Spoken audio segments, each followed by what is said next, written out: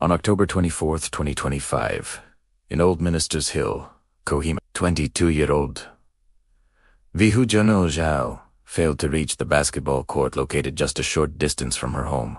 That alone was unusual. As a disciplined athlete, she had never once skipped practice after saying she would attend. Her friends began calling her repeatedly, but her phone was unreachable. Worried, they went to her house. Her grandmother told them that Vihu had left at her usual time in the evening for basketball practice.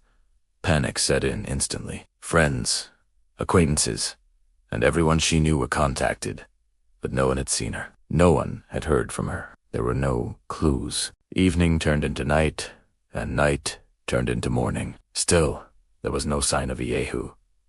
Every street, every intersection, and every path leading to the court had been searched multiple times. Then one of the tenants living nearby suggested searching the entire house and the surrounding property again. That suggestion led to a devastating discovery. At 7:45 the next morning, Vihu's body was found near a ring well in the basement of her own home. The upper part of her body was covered in blood. Someone had carefully concealed her body using firewood, sacks, and old clothes. The mysterious discovery shook the entire state of Nagaland. After all, the state had been ranked by the NCRB as one of the safest for women in the country. The brutal death of a 22-year-old young woman was nothing short of shocking. Vihu was the youngest among 4 siblings. She was not only a bright student, but also a rising basketball star. In 2022, she won a gold medal at the Nagaland Olympics and competed in the Under-23 National Basketball Championship. She dreamed of bringing pride to her state and country, but not every dream reaches its destination.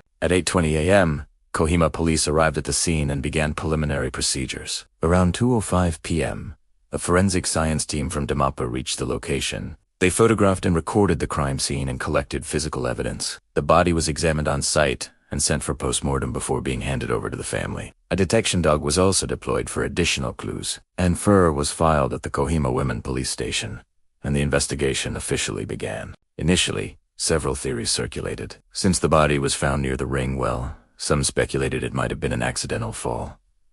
Others suspected foul play. The post-mortem report ended all speculation. The cause of death was multiple skull fractures caused by repeated blows with a blunt object. There was no evidence of sexual assault. Police questioned friends, neighbors, and even shopkeepers along her usual route, but no one had seen her outside that evening. Her grandmother told police that she had gone to the terrace in the afternoon to water the plants. When she came downstairs, Samuel Vihu's uncle told her that Vihu had already left for basketball practice. Meanwhile, public outrage began to grow. Rallies demanding justice were organized across Kohima and other parts of Nagaland. The hashtag Justice for Vihu began trending on social media. Thousands of people took to the streets holding candlelight marches and demanding transparency and accountability in the investigation. Many questioned why it took 6 hours for the forensic team to arrive at the crime scene. Authorities later clarified that Nagaland has only 1 forensic lab and 1 forensic team, both based in Dimapur, making it difficult to cover the entire state quickly. On October 26th, an 8-member special investigation team was formed due to the seriousness of the case. Police admitted that this was an extraordinarily challenging investigation because there were no immediate suspects and no clear motive. That is why it was initially labeled a blind murder case. The case became even more complicated when forensic experts identified the ring well area as a secondary crime scene. This meant that Vihu had not been killed where her body was found. In forensic science, bloodstain pattern analysis can reveal the origin and movement of blood during a violent event. Even when cleaned,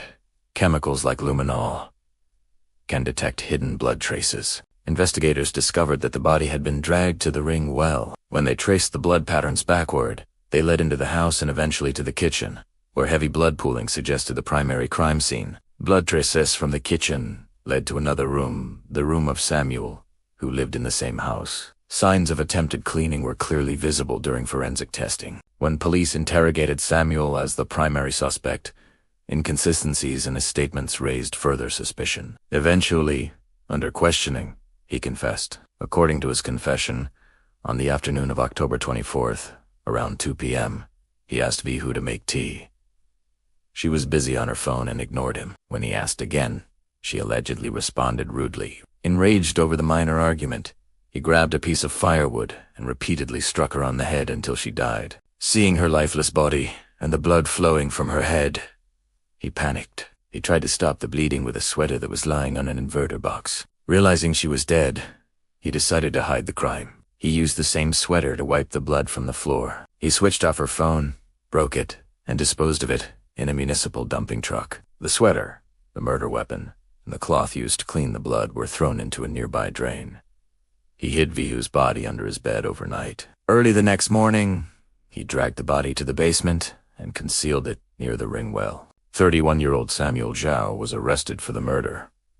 However, the case did not end there. Many people in Nagaland found it difficult to believe that he could commit the murder, clean the blood from the floor and walls, destroy evidence, hide the body, bathe, and behave normally, all without the grandmother or aunt noticing anything. Some members of the public demanded further investigation into possible involvement. Police, however, stated that Samuel was currently the sole accused and that the investigation was ongoing. It was later revealed that Samuel was not Vihu's biological uncle, but the adopted son of her aunt. His possible roots were linked to Nepal. After Vihu's father passed away in 2011, she lived in the same extended family home. After his adoption, Samuel introduced himself as her paternal uncle, though they shared no blood relation. This detail sparked a broader debate within the Naga community. Traditional village clans, governed by customary laws passed down through generations, questioned Samuel's right to use the Zhao surname. Community representatives stated that he lacked official tribal and indigenous certification linking him legitimately to the clan lineage. They also claimed there was no formal record of his adoption, and that he had never contributed to or fulfilled responsibilities within the community.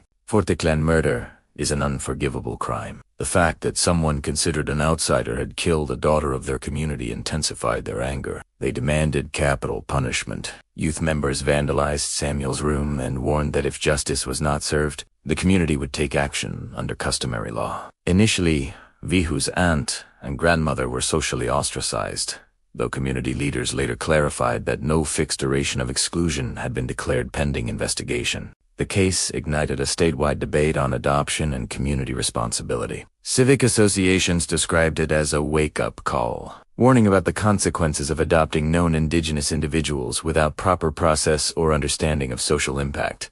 At the center of all this was a 22-year-old talented basketball player with a bright future ahead of her, a future that was brutally cut short. The case exposed a harsh truth.